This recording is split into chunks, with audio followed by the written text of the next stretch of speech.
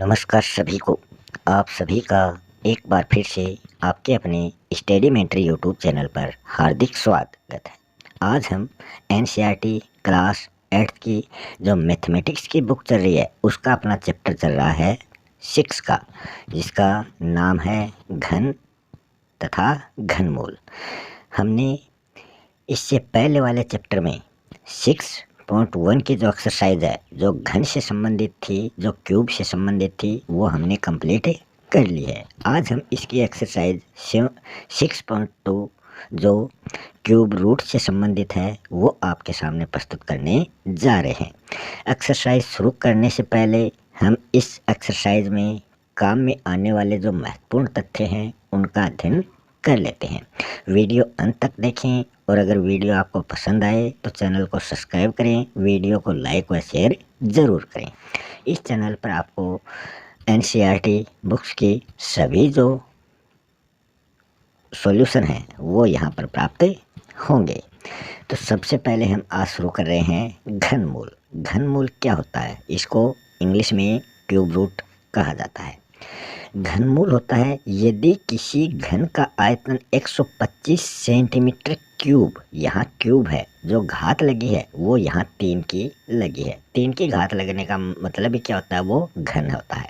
और 2 की घात लगने का मतलब जो स्क्वायर है वो होता है वर्ग, वो वर्ग, और ये 3 वाला घन।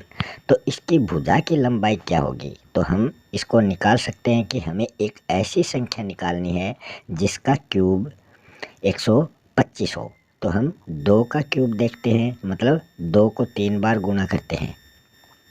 तो ऐसे गुणा मत करना, 2 1 2 3 6, ऐसे 3 बार नहीं करना है। मतलब वही संख्या 3 बार लिखनी है।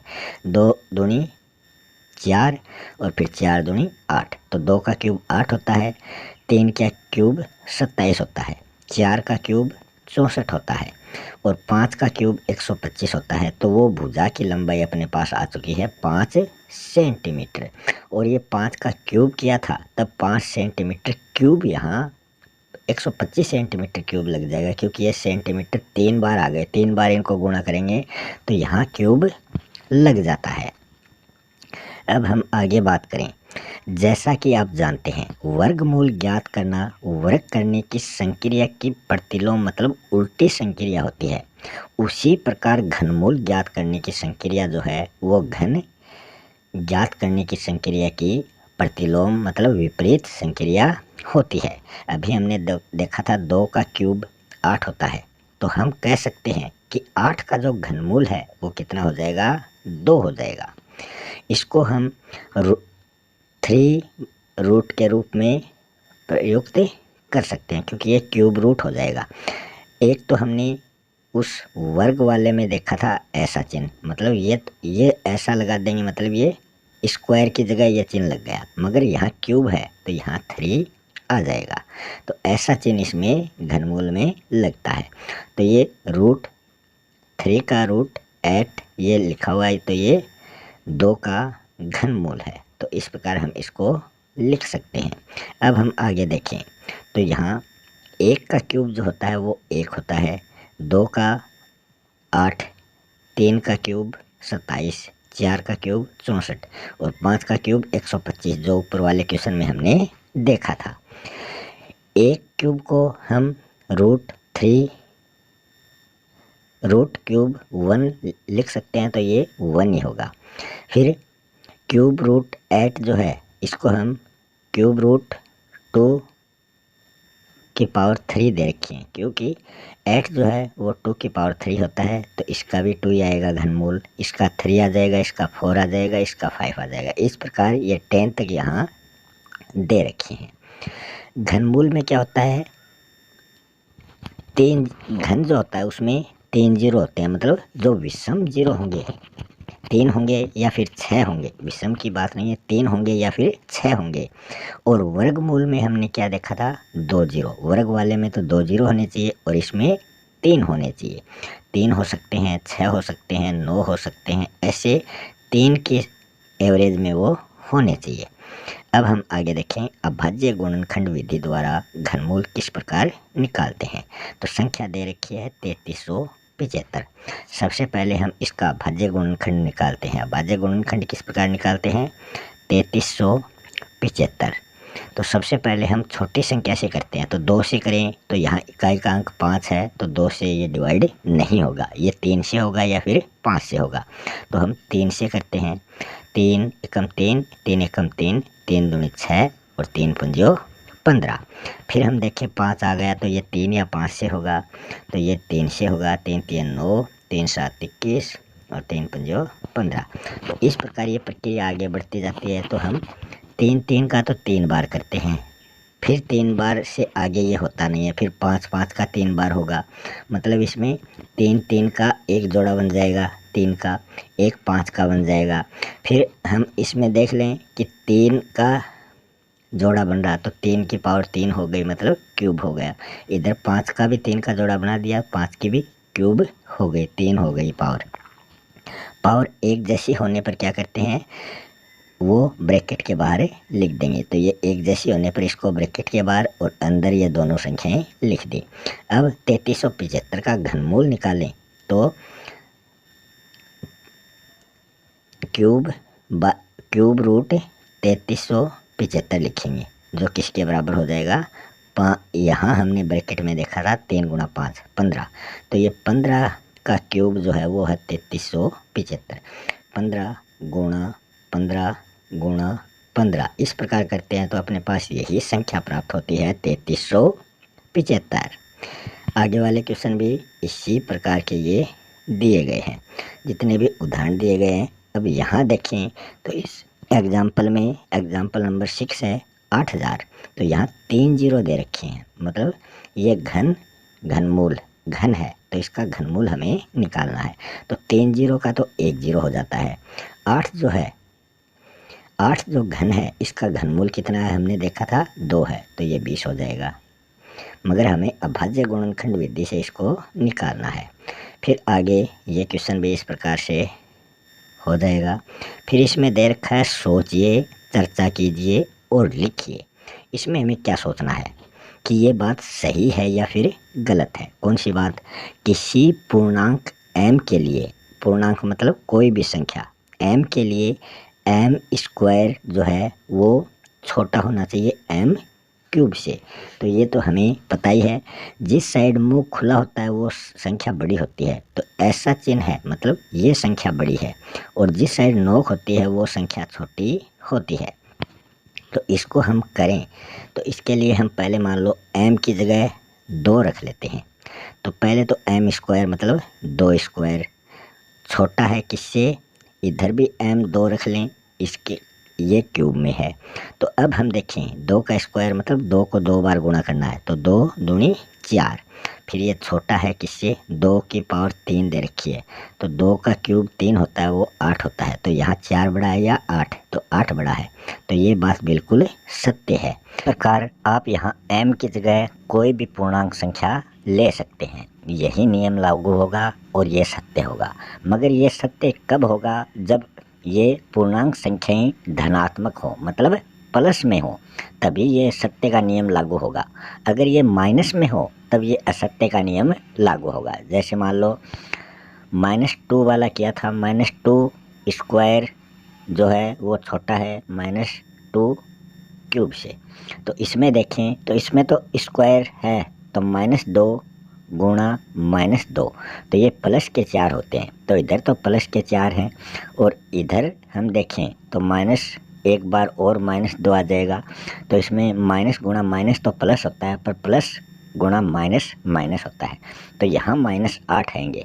तो इसमें ये असत्य है। -8 जो है ये 4 से छोटा है, और ये चिन्ह क्या दे रखा है, बड़े का दे रखा है, तो ये असत्य है। तो जो पूर्णांक संख्याएं हैं ऋणात्मक होंगी तब तो ये असत्य हो जाएगा, और पूर्णांक संख्या धनात्मक होंगी तब ये सत्य हो जाएगा।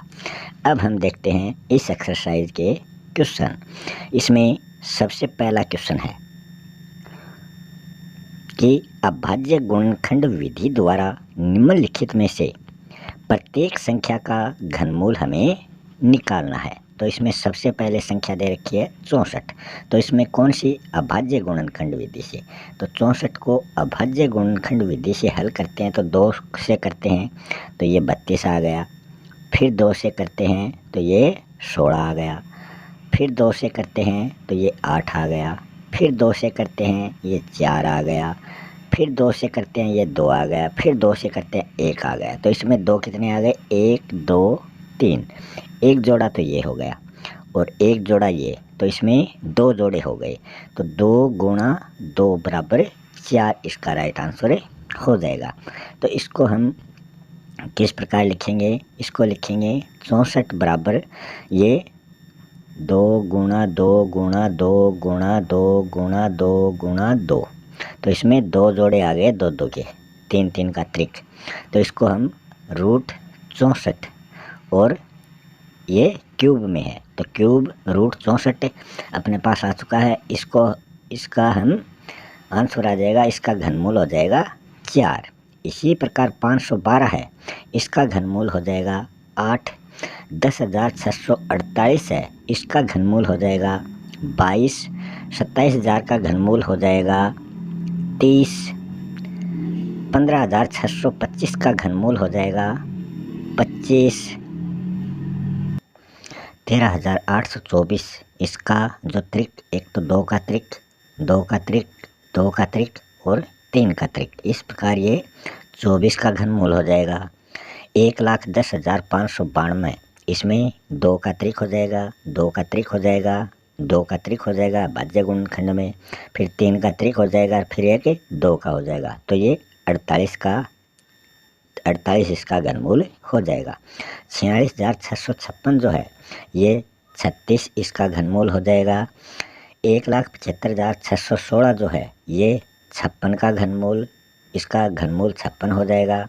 और 91,125 जो है इसमें त्रिक एक तो 3 का हो जाएगा, एक त्रिक दोबारा 3 का हो जाएगा और एक 5 का हो जाएगा। 5 3 15 और 15 3 45, तो इसका घनमूल 91,125 का घनमूल 45 हो जाएगा। तो इस प्रकार आप इसके घनमूल अभाज्य गुणनखंड विधि से निकाल सकते हैं। फिर हम देखें क्वेश्चन नंबर 2, बताइए कि ये सत्य है या फिर असत्य है। पहला है किसी भी विषम संख्या का घन सम होता है, तो विषम संख्या का घन विषम होता है और सम संख्या का घन सम होता है, तो ये असत्य है। एक पूर्ण घन 2 शून्यों पर समाप्त नहीं होता, तो ये बिल्कुल सत्य है, 3 शून्यों पर यह समाप्त होता है। यदि किसी संख्या का वर्ग 5 पर समाप्त होता है तो उसका घन 25 पर समाप्त होता है, ये बिल्कुल असत्य है। यदि कोई पूर्ण घन नहीं है तो जो 8 पर समाप्त होता है, ये बात भी असत्य है। 2 अंकों की संख्या का घन 3 अंकों वाली संख्या हो सकती है, ये भी गलत है। 2 अंकों की संख्या के घन में 7 या अधिक अंक हो सकते हैं, ये बात भी गलत है। 1 अंक वाली संख्या का घन 1 अंक वाली संख्या हो सकता है, ये बिल्कुल सही है। जिस प्रकार 1 का घन 1 ही होता है तो ये 1 अंक है और इसका घन भी 1 ही है। तो इस प्रकार ये एक्सरसाइज यहाँ समाप्त हो चुकी है। इस एक्सरसाइज से संबंधित नीचे कुछ महत्वपूर्ण बिंदु दे रखे हैं, वो हम देख लेते हैं। संख्याएं जैसे कि 1729, 4104, 13,832 ये हार्डी रामानुजन संख्याएं कहलाती हैं। इन्हें 2 घनों के योग के रूप में 2 भिन्न प्रकारों से व्यक्त किया जा सकता है। दूसरा बिंदु है एक संख्या को स्वयं से ही 3 बार गुणा करने पर प्राप्त संख्या जो है वो घन संख्या कहलाती है। जैसे 2 गुणा 2 गुणा 2, तो यहाँ 8 क्या है, इसका घन है और 8 का घनमूल हो जाएगा 2। 1 8 27 ये उदाहरण के रूप में दिया गया है। यदि किसी संख्या के अभाज्य गुणनखंड में प्रत्येक अभाज्य गुणनखंड 3 बार आता है तो वो संख्या एक पूर्ण घन होती है। संकेत क्यूब रूट घनमूल को व्यक्त करता है। उदाहरण के रूप में क्यूब रूट 27 जो है वो उसका घनमूल हो जाएगा 3। तो इस प्रकार ये एक्सरसाइज यहाँ समाप्त हो चुकी है। मिलते हैं नेक्स्ट वीडियो में एक नए टॉपिक के साथ, तब तक के लिए जय हिंद जय भारत।